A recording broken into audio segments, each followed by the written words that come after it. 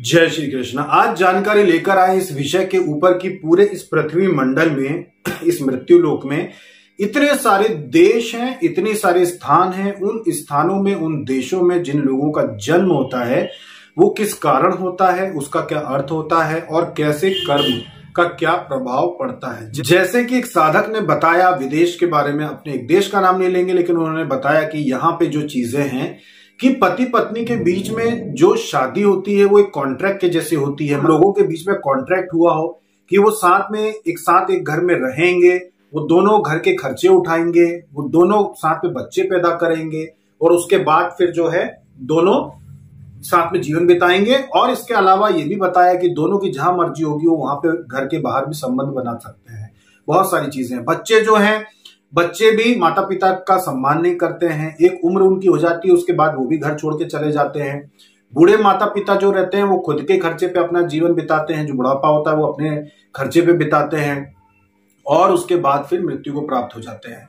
खाने पीने में जो भी गंदगी होती है, चाहे वो किसी भी प्रकार का मांसाहार, वो सारी चीजें खाते हैं। मतलब एक प्रकार से देखा जाए तो वहां का जो जीवन है, कहने के लिए सिर्फ और सिर्फ, जैसे कि अब भारत में किसी से अगर आप पूछोगे विदेश के बारे में तो उसके सामने क्या छवि आती है? उसके सामने छवि आती है बड़े बड़े बिल्डिंगे, बड़े बड़े मॉल, समुद्र का किनारा, जो खाने पीने की चीजें हैं, ऐसी चीजें वो सोचता है विदेशों के बारे में। वो कभी विदेशों के घरों के बारे में नहीं सोचता। कोई भी एक साधारण सा अगर भारतीय होगा तो वो यही सोचेगा कि विदेश घूमने जाना है। तो क्यों जाना है? सिर्फ यही कि उसको घूमने फिरने की चीजें दिखाई देती है। लेकिन वहां का जो वास्तविक जीवन है कि वहां के लोगों का क्या जीवन है, उसको अगर आप समझेंगे, जैसे कि हमें एक साधक ने बताया, तो उसको अगर आप समझेंगे तो एक प्रकार से वो नारकी जीवन है, नर्क का जीवन है एक प्रकार से देखा जाए तो। कि पति पत्नी के बीच में कॉन्ट्रैक्ट जैसा जीवन होता है। मतलब पति जहां चाहे वहां रिलेशन में आ सकता है, पत्नी जहां चाहे वो रिलेशन में आ सकती है। मतलब इनके बीच में कहीं भी पतिव्रता धर्म वाली चीज है ही नहीं। मतलब इनके द्वारा किया गया पूजा पाठ तो ये करते नहीं है। तो पूजा पाठ में भी अगर कहा जाए तो ऐसे लोगों की पूजा पाठ हवन स्वीकार नहीं होता जिनका चरित्र अच्छा ना हो, जिनका चरित्र सही ना हो, उनके हाथ की पूजा पाठ नहीं लगती। अगर कोई भी व्यक्ति अगर पहले जीवन में कभी किसी ने कुछ गलत कार्य किए हो और उसको पछतावा होता है और वो उस चीज को छोड़ के अगर वो सुधरना चाहता है और जिस व्यक्ति ने उसको क्षमा प्रदान की हो, जैसे पत्नी है, उससे कुछ गलती हुई हो, उसने अपने पति के सामने उस बात की क्षमा मांग चुकी है, पति उसको क्षमा कर चुका है और फिर वो अगर आगे जीवन में आध्यात्मिक होकर चलते हैं तो उनकी पूजा स्वीकार की जाती है। लेकिन कोई महिला या कोई पुरुष ये सोचता है कि मैं चरित्रहीन रहकर अपने जीवन साथी को धोखा देकर और पूजा पाठ भी करता चलूंगा तो पुण्य मिलेगा, तो उनके हाथ की कुछ चीजें नहीं लगती है। कुछ पुण्य तो मिलेंगे, जैसे दान का पुण्य मिलेगा, दूसरों की सहायता करने का पुण्य मिलेगा, लेकिन हवन का पुण्य नहीं मिलेगा। अगर दोनों साथ में हवन में बैठे हैं, अलग अलग हवन कर रहे हैं तो पुण्य मिलेगा, लेकिन साथ में पुण्य बैठे हैं तो वो पुण्य खंडित, मतलब उसका कोई पुण्य नहीं रहेगा, वो हवन खंडित माना जाएगा अगर उनमें से एक भी चरित्रहीन है तो। दोनों का जोड़ा साथ में बैठ के अगर हवन करेगा तो वो स्वीकार नहीं है। तो इस तरह की चीजें बहुत मायने रखती हैं। तो जो लोग ये सोचते हैं या पूछते हैं कि भाई विदेशों का जो जीवन है वो तो बिल्कुल अलग है, तो फिर वहां पे इतना पैसा क्यों है, इतना धन सुख सुविधा क्यों है, और भारत में जो चीजें हैं, इतना अध्यात्म को मानते हैं, इतने नियम को मानते हैं, इन दोनों में क्या अंतर है?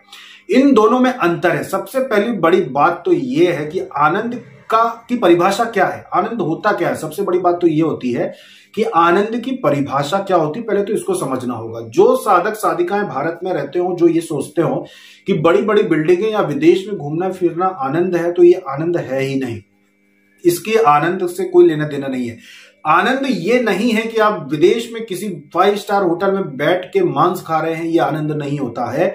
आनंद तो वो होता है कि आप हमारे देश के किसी भी साधारण से तीर्थ स्थल वाले शहर में जाकर एक छोटे से ढाबे पे या छोटे से होटल पे बैठ के शाकाहारी भोजन खा रहे हो, जहां पे आसपास आप देखेंगे कि सभी लोग राधे राधे बोल रहे हैं। आप देख रहे हैं कि सभी और चारों ओर आपको जो लोग हैं वो धार्मिक लोग दिखाई दे रहे हैं। अलग अलग राज्यों से लोग उस तीर्थ पे आए हुए हैं दर्शन करने के लिए। आपको भक्तों के जयकारे सुनाई दे रहे हैं। ऐसे स्थान पे आप बैठ के, भले ही आप लकड़ी के टूटे फूटे से टेबल पे बैठ के अगर आप खाना खा रहे होंगे, वहां जो आनंद है वो किसी विदेश में 5 स्टार होटल में बैठ के खाने में भी वो आनंद नहीं है। वैष्णो देवी जो लोग जाते हैं वहां पे रास्ते में एक छोटे से जगह पे बैठ के खाने का, वैष्णो देवी दर्शन के लिए आप जा रहे हैं, रास्ते में आप किसी भी वहां पे किसी भी जगह पे खाना खाने की जगह होगी, वहां पे बैठ के जो आप खाना खाएंगे परिवार के साथ, उसमें जो आनंद है, वो जो आनंद के पल है, उस जहां पे जब देख रहे हैं कि इतने लोग जय माता दी के जयकारे लगाते हुए जा रहे थे, आनंद के साथ दर्शन करने के लिए उनके मार्ग पे चल रहे हैं, और वहां पे जब आप बैठ के खाना खा रहे होते हैं, उसमें जो आनंद है, भले जमीन पे बैठ के क्यों ना खा रहे हो, उसमें जो आनंद है वो विदेश के किसी भी 5 स्टार होटल में बैठ के खाना खाने में नहीं है। हमारे देश के किसी भी साधारण से शहर में ऑटो में, एक टूटे फूटे पुराने से घिसे पिटे ऑटो में बैठ के अगर आप किसी शहर में यात्रा कर रहे होंगे, आप वहां पे छोटे छोटे मंदिरों के आपको दर्शन हो रहे हैं, हर चौराहे पे कोई मंदिर दिखाई दे रहा है, कहीं आरती हो रही, कहीं घंटे की आवाज हो रही है, कहीं गौ माता है तो कहीं लोग हैं, तो कहीं चीजें आपको दिखाई देंगी धार्मिक आध्यात्मिक। ये जो सुकून है, ये जो चीजें, छोटी सी चाय की दुकान पे आप जाके दूसरे शहर में जाके, छोटी सी चाय की दुकान में अपने भी शहर में एक ऐसी छोटी सी चाय की दुकान में जहां आपकी इज्जत है, वो चाय वाला आपको पहचानता है, आप 4 दोस्तों के यहां बैठ के चाय पीते हैं, उस जगह पे जो वो आनंद है, वो बड़े से बड़े देश में घूमने में वो आनंद नहीं है जो यहाँ पे आनंद है। आनंद वहां होता है जहां पे आपका सम्मान हो, आनंद वहां पे होता है जहां आपको अपने जैसे लोग दिखाई देते हो, ये आनंद होता है। तो जिन लोगों को ऐसा लगता हो कि विदेशों में पैसा आनंद का पर्याय है, तो कहीं हो ही नहीं सकता। पैसे की आनंद से कोई तुलना नहीं की जा सकती। आनंद जो होता है वो जीवात्मा का होता है, बाहरी शरीर का सुख जो होता है वो आनंद नहीं कहलाता। जीवात्मा का सुख, आपकी जीवात्मा को जहां शांति मिलती है वही आनंद होता है। हमने देखा, हम अपनी खुद की बताते हैं ना, कि हमने बड़े बड़े शहर भी देखे, हमारे देश के बड़े बड़े शहरों में घूमे, किसी शहर का नाम क्यों लेंगे, लेकिन बड़े बड़े शहरों में हम घूमे हैं जहां पे बहुत बड़ी बड़ी बिल्डिंग है, जो साथ में लोग गए वो बताते हैं कि देखो कितनी बड़ी बिल्डिंग है, देखो कितनी, इतने माले की बिल्डिंग है, उतने माले की बिल्डिंग है, चलो देखो ये लिफ्ट ऐसी है, चलो देखो यहाँ पे ट्रेन ऐसी है, चलो देखो यहाँ पे ये चीज ऐसी है, वो चीज ऐसी है। हमें उसमें बिल्कुल भी आनंद की अनुभूति नहीं हुई। लेकिन जब छोटे शहरों में जाके, हमने छोटी छोटी जगहों पे जाके जब हमने दर्शन किए, वहां के शहरों में घूमे, विश्वास मानिए कि जो आनंद की प्राप्ति हुई वो बड़े बड़े मेट्रो शहर में भी नहीं हुई। जब हम जगन्नाथपुरी गए, वहां पे जाके हमने जब छोटी छोटी दुकानें देखी, जो कि आज भी उस जमाने की दुकानें दिखाई देती जैसा कि 30-40 साल पहले का हमारा देश हुआ करता था। वहां की गलियों को जब हमने देखा, जगन्नाथपुरी की गलियों में गए, वहां पे जब हम दुकानों में प्रसाद बिकता हुआ देखा कि प्रसाद वहां पे मिल रहा है, प्रसाद मिल रहा है, कुछ लोग फ्री में भी बगैर कोई धनराशि लिए लोगों को प्रसाद बांट रहे थे, हमने भी प्रसाद लिया, ग्रहण किया। वो जो आनंद आया वहां पे भ्रमण करने का, वहां पे घूमने का, वहां पे जो आनंद आया हमें, विश्वास मानिए कि वो किसी मेट्रो सिटी में भी घूमने में, धुआं खाने में भी, कि इधर से भी ऑटो वाला ठोक रहा है, उधर से भी पब्लिक घुस रही है, यहां से भी धुआं, वहां से भी धुआं, वो आनंद नहीं आया। धुआं तो वहां पे भी था, वहां पे भी वाहन तो चल रहे थे, लेकिन वो आनंद की बात जो कर रहे हैं हम, आत्मा की शांति की बात कर रहे हैं, वो जो आनंद जगन्नाथपुरी में आया, वो आनंद किसी बड़े शहर में नहीं आया। उसका कारण यही है कि आनंद शरीर का नहीं, जीवात्मा का होता है। हम मथुरा वृंदावन इतनी बार गए हैं, विश्वास मानिए कि एक बार भी हमको ऐसा नहीं लगा कि कभी वहां पे, कि हमको 1 मिनट भी या 5 मिनट भी वहां पे कभी ऐसे रहे हो जो हम ये कहते हैं कि 5 मिनट हम बोर हुए होंगे, या 5 मिनट हमारा टाइम पास नहीं हुआ होगा, या 5 मिनट हमको बुरा लगा होगा। नहीं, जब भी जाते हैं 24 घंटे कम पड़ जाते हैं। ऐसा लगता है कि सोए ना, बस घूमते ही रहे, बस वहां की गलियों में, वहां के मंदिरों में घूमते ही रहे। हर चौराहे पे भक्त हैं, हर चौराहे पे जयकारे हैं, हर जगह मंदिर ही मंदिर। जहां जाएंगे वहां कोई ना कोई आरती में आप शामिल हो जाइए, जहां आप जाएंगे आपको प्रसाद मिलेगा, जहां आप जाएंगे आपको धर्म दिखाई देगा। विश्वास मानिए कि जो कहते हैं ना कि वृंदावन के कण कण में प्रभु बसे हैं, वो वास्तव में आपको अनुभव होगा। तो किसी भी बड़ी दुनिया में, इतनी बड़ी दुनिया है, किसी भी बड़े शहर में या बड़े देश में आप अगर सोचते हैं कि वहां पे पैसा बहुत है तो वो उनको उन्नति, तो वास्तव में वो उन्नति नहीं है, वो अवनति है। जिस देश में बच्चे माता पिता के साथ ना रहते हों, वो देश में आनंद है ही नहीं। आनंद तो वो है जब आप अपने छोटे से बच्चे को पालते हैं, पोसते हैं, अपने हाथ से उसको खिलाते हैं।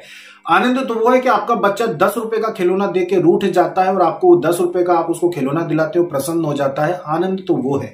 आनंद तो वो है कि जब आपके बच्चे आपके साथ रहते हैं। आनंद तो वो है जब आपके बच्चे अपनी कमाई से आपके लिए थोड़ा सा भी कुछ लाके देते हैं और आप प्रसन्न हो जाते हैं। आनंद तो वो है जब आपके नाती पोते आपके सामने पलते हैं, बढ़ते हैं, आपकी गोद में खेलते हैं, उससे बढ़कर कोई आनंद नहीं है। आनंद तो वो है कि आप बूढ़े हो जाते हैं और आपकी बहू आपको खाना ला के देती है, आपकी बहू, आपका बेटा आपकी सेवा करता है, आपसे हालचाल पूछता है। आनंद वो है कि जब आपका बच्चा आपकी सेवा करे, जब आपका बच्चा आपको तिलक लगाए, जब आपका बच्चा, आप खटिया पे पड़े हैं, आपका अंत समय है और आपके मुंह में आके प्रसाद देता है, गंगा जल देता है। आनंद तो वो है जब आपकी देखरेख करता है। आनंद तो वो है जब आप जिस बच्चे को आपने अपनी गोद में पाल पोस के बड़ा किया है, एक समय ऐसा आता है बुढ़ापे का कि जब आप अपने बच्चे की गोद में होते हैं, आपका बेटा आपको अपनी गोद में लेके आपको नहलाता है, आपकी सेवा करता है। ये जो आनंद है जीवात्मा का, ये आनंद ही सबसे बड़ा आनंद होता है। विदेश में महंगी महंगी गाड़ियों में घूमना आनंद नहीं होता। धर्म, सनातन धर्म हमारे देश में इसीलिए है। इस जो साधक पूछते हैं कि भगवान जो है वो बार बार भारत भूमि में क्यों जन्म लेते हैं, उसका कारण भी यही है कि जिस भूमि में माता पिता का सम्मान होता है, जिस भूमि में रिश्तों का सम्मान होता है, जिस भूमि में पति पत्नी का सम्मान होता है, जिस भूमि में पति के लिए प्राण त्यागने वाली भावना होती है, जिस भूमि में पत्नी के लिए युद्ध करने की भावना होती है, जिस भूमि में माता पिता की सेवा करने के लिए लोग अपनी नौकरी चाकरी छोड़कर माता पिता की सेवा करने के लिए घर लौट आते हैं, जिस भूमि में अपने देश के लिए प्राण देने की इच्छा होती है, जिस भूमि में अपने ऊपर खाने पीने पे खर्च करने की बजाय तीर्थ यात्राओं के लिए लोग धन खर्च करते हैं, तीर्थ यात्राओं के लिए पसीना बहाते हैं, पैदल चलते हैं, जिस भूमि में देवी के दर्शन करने के लिए पहाड़ों पे पैदल लोग चढ़ जाते हैं, नंगे पैर चढ़ जाते हैं, इस भूमि में जो जन्म आपको प्रभु देते हैं, उसी भूमि में भगवान खुद भी जन्म लेना, अवतार लेना पसंद करते हैं। इसीलिए भगवान यहीं पे जन्म लेते हैं, क्योंकि यहाँ पे जो आनंद है, जो प्रेम है, उससे बढ़कर दुनिया का कोई भी सुख नहीं है। इसीलिए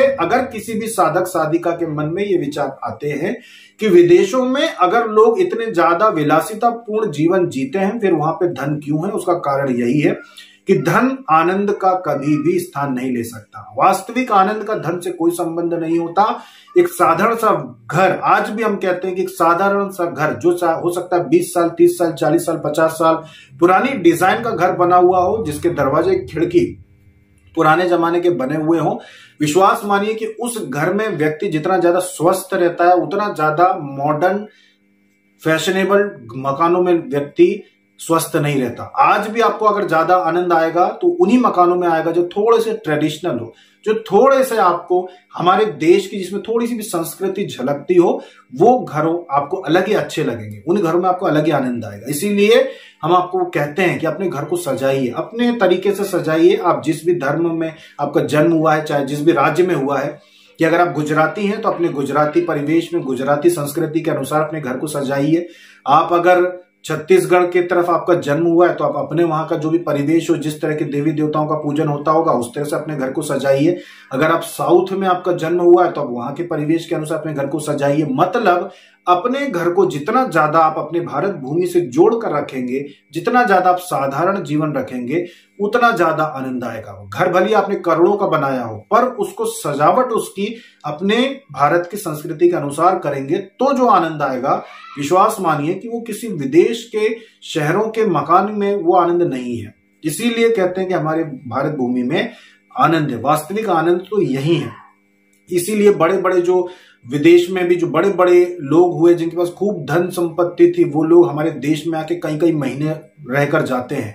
ये बात और है कि बहुत सारे लोग बताते नहीं है कि वो कितने धनवान हैं, दूसरे देशों से आए कितने धनवान हैं, लेकिन उसके बावजूद भी आप देखेंगे उनको तो हमारे देश के कई तीर्थ स्थानों में वो कई कई महीनों रह के जाते हैं, वो हर साल आते हैं और रहकर जाते हैं, क्योंकि उनको पता है कि वास्तविक आनंद तो यही है जहां पर अपने परिवार के सदस्यों में प्रेम होता है, जहां पर अपने न सिर्फ अपने परिवार के लोगों के बीच में प्रेम होता है, बल्कि अपने समाज के लोगों के बीच में प्रेम होता है, अपने शहर के लोगों के बीच में लगाव होता है, अपने राज्य के लोगों में, अपने राज्य के तीर्थ स्थानों के प्रति लगाव होता है, अपने देश के तीर्थ स्थानों के प्रति लगाव होता है कि भाई हमें वैष्णो देवी जाना है, हमें जगन्नाथपुरी जाना है, हमें मथुरा वृंदावन जाना है, हमें द्वारकाधीश जाना है।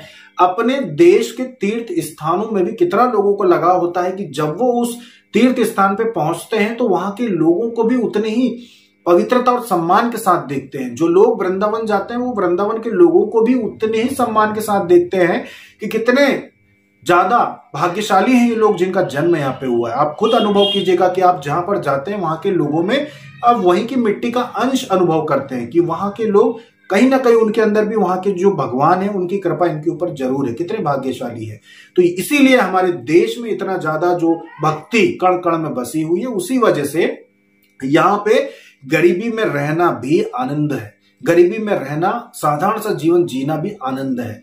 इसीलिए जो साधक साधिकाएं इस बात को समझना चाहते थे कि विदेशों में बहुत अधिक पैसे के बीच में आनंद है या हमारे देश में जयकारों के बीच में आनंद है, तो उनको आशा है कि ये जानकारी समझ में आ गई होगी कि हमारे देश में जयकारों के बीच में आनंद है, हमारे देश में तीर्थ स्थानों में, भजनों में, पंडालों में आनंद है। इसके अलावा और कहीं भी आनंद नहीं है इस पूरी दुनिया में। अभी तक के लिए इतना ही। जय श्री कृष्ण।